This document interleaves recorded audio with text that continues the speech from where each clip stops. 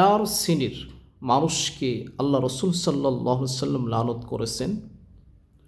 জাবের রাদিয়াল্লাহু আনহু থেকে বর্ণিত, তিনি বলতেছেন যে ক্বালা রাসূলুল্লাহ সাল্লাল্লাহু আলাইহি সাল্লাম, যে আল্লাহ রসুল সাল্লাল্লাহু আলাইহি সাল্লাম লানত করেছেন, অভিশাপ দিয়েছেন। একালার রিবা, যে সুদ খায়, অমুকিলাহু, যে সুদ নেই।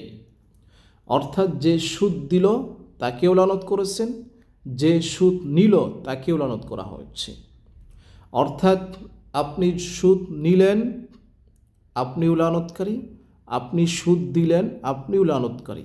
অর্থাৎ আমরা সামাজিকভাবে শুধু যারা যারা সুদ দেয় তাদেরকেই খারাপ মনে করি, কিন্তু যে সুদ নিচ্ছে তাদেরকে আমরা খারাপ মনে করি না।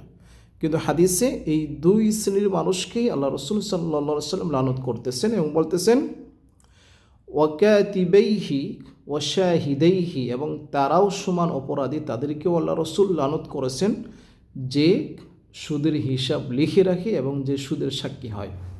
অর্থাৎ সুদের সঙ্গে জড়িত চার প্রকার মানুষ, যে সুদ দেয়, যে সুদ নেয়, এবং যে হিসাব লিখে রাখে এবং যে সাক্ষী থাকে।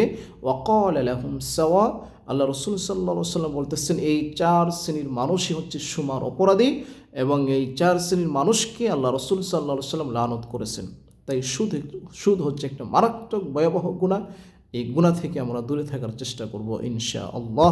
আল্লাহ আমাদের সকলকে কবুল করুক, আমিন।